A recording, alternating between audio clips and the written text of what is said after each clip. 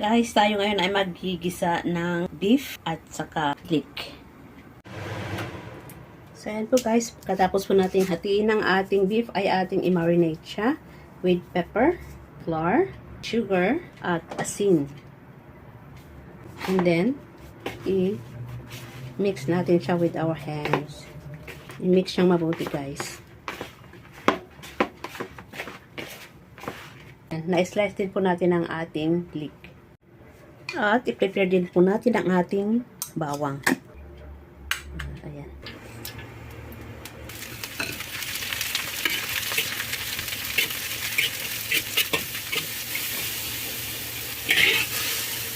Bawang.